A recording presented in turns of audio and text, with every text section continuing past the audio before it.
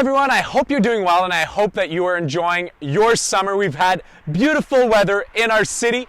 This week's video blog, we're talking about the city's program for e-scooters. It's again renewed as a pilot for this season. We have two operators, Neuron and Bird, and many residents own their own e-scooters now.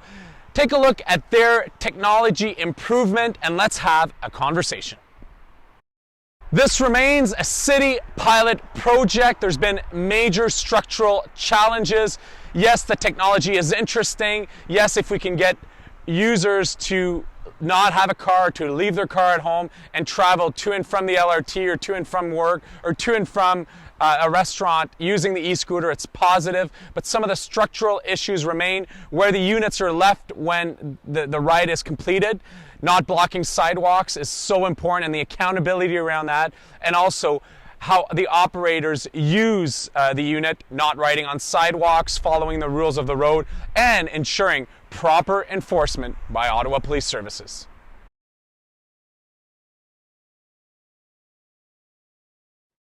Well, there have been several technological improvements introduced in the 2022 pilot in Ottawa. Of course, we took the time in 2021 to pilot some of this technology at Lansdowne Park to demonstrate it to the city and various stakeholders like the accessibility community and the accessibility advisory committee. And so we learned from some of that testing, if you like, or piloting of that technology, primarily anti-sidewalk riding technology and some parking related technologies, so that this year we could turn around and implement them, not just in a pilot area, in a smaller area at Lansdowne Park, but pilot them across the entire operational service area for Ottawa. So those two primary technologies are the technology to detect when a scooter enters a sidewalk. And when it does that, the technology recognizes the scooter is on the sidewalk. It slows down the scooter safely and has it come to a complete stop. The rider can then no longer access the motor aspect of the e-scooter via the throttle. The motor is completely disengaged. They can still walk the scooter like you can legally walk a bicycle on the sidewalk, but you're unable to engage the motor. There's no motor on the sidewalk. The other technology that was deployed or is being deployed this year this is across the entire operational service area in Ottawa. And that operational service area, we're starting smaller, both companies that are operating this year in Ottawa, and then we're gradually expanding that service area responsibly as we map out various parts of the city to expand to. And that parking technology, what we've done this year is essentially over the entire operational service area, there is a no park zone. So riders are unable to end their trip across the entire zone. However, within the zone, there are two primary parking spots, and those are the city, what's known as the city designated parking spots. Those are, if you're out and about in the community, you might see painted boxes with bollards. These are sort of plastic sticks that have been designated as key areas for scooters to be deployed to, and where riders can park their scooters at. Those have been installed by the city. And then in addition to those areas, there are various areas that you'll notice in the app. So when you open up the app from Bird, you would notice several P's, P for parking, capital P. Those are areas that we've installed digitally. There's no markings in the physical world that would show you if you were walking down a street that there's scooter parking here, but you would notice it in the app.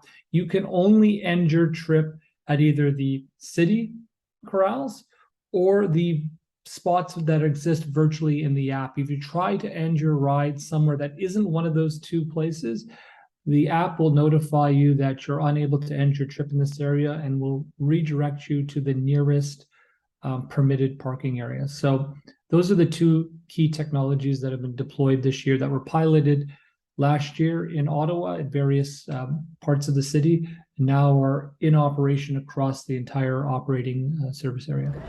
All right, so this year we've got some new features on the Neuron e-scooter. Of course, they remain bright orange, easy to see on the streets. But the one thing that riders will immediately notice this year is that the e-scooters will emit a noise when you're riding on the streets. So there will be a noise when you start your ride, and there will be a noise when you finally get on the scooter and begin to move forward. The e-scooters also have some new prompts on them, so like last year, riders will be able to enjoy the voice-guided assistance, which remains a key feature on the Neuron e-scooter. In addition to that, we have precision geofence on our e-scooters this year, which means that sidewalk riding will not be permitted, and the scooter will come to a slow stop on the sidewalk, let you know that you've entered onto a sidewalk and to return to an appropriate area to ride.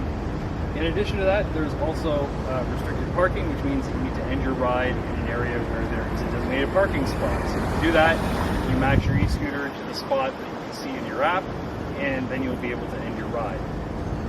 Features that are on the e-scooter this year that remained last year that users have been used to include QR code reporting, which is on the top of the stem for every e-scooter. We will also have the new bell this year, which is manually cranked, so it's a new feature on the e-scooter this year. And of course, users will be able to enjoy the use of a helmet if they choose to wear one in the city of Ottawa, which is on every e-scooter.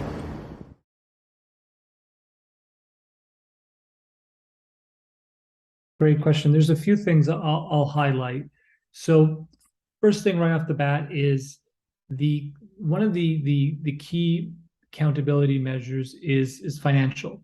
So if you are attempting to end your ride in an area that is not either the city implemented designated parking spots that are painted box with the bollards, plastic bollards that are identifying this as scooter parking, or in one of the capital P parking areas that are delineated in the Bird app, and there's lots of them that have been, again, all of those spots have been pre-cleared with the city, so we know those are safe, compliant, out of the way parking areas for scooters, and we're constantly working with the city to evaluate those and adjust them if need be based on community feedback. If you attempt to park in areas that are outside of those two areas I just described, you're unable to, and the app will have your credit card continue to be charged. So if you're attempting to end your ride somewhere that's not permitted, your credit card keeps being charged. There's a large financial disincentive. Most people, most of the time, don't like to lose money. So they want their ride to end and have their credit card stop being charged. So that's a key motivation for people to make the right decision in terms of parking.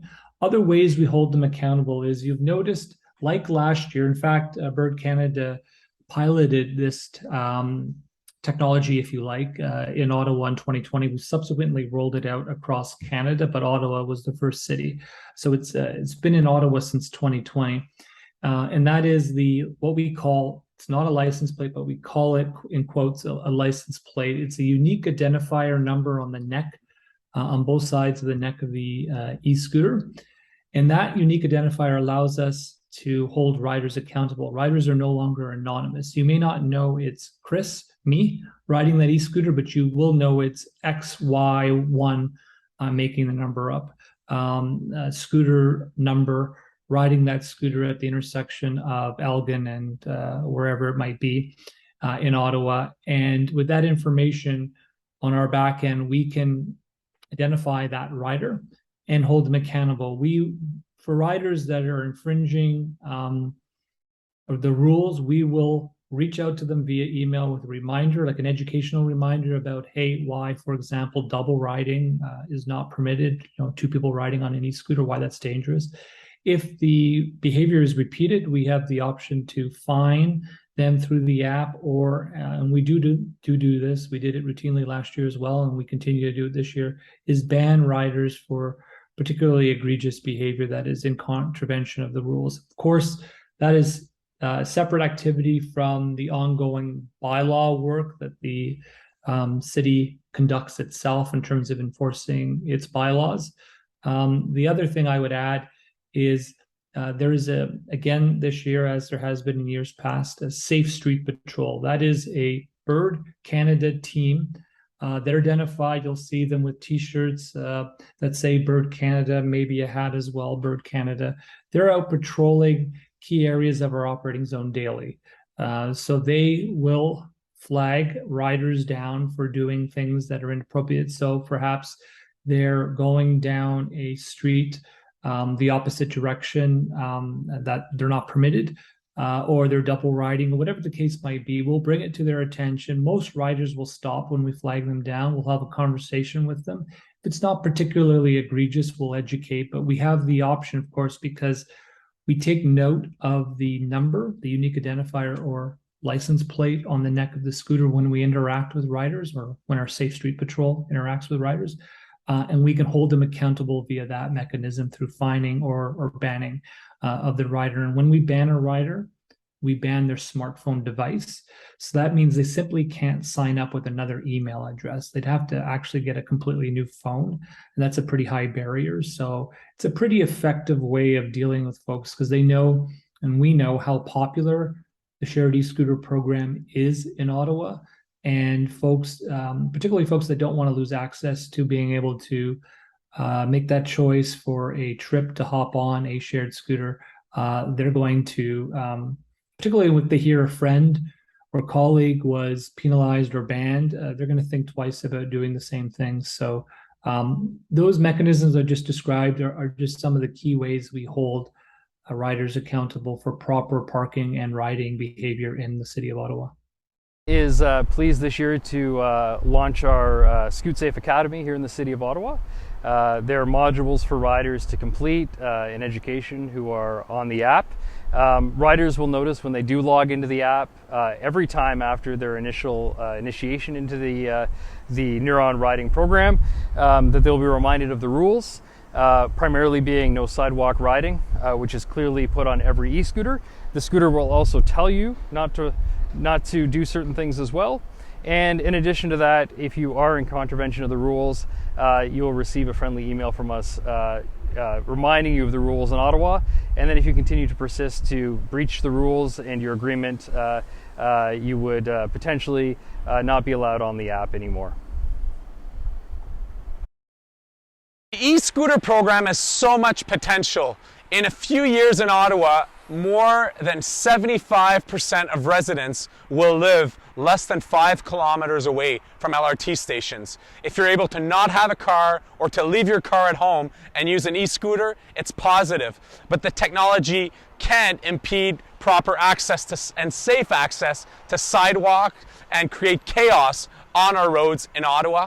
Optimistic with technology improvements that we're going to get to the root cause of these challenges. If not, it remains a pilot project. Many cities have scrapped e-scooters altogether. The City of Ottawa is patient. We need to see improvements.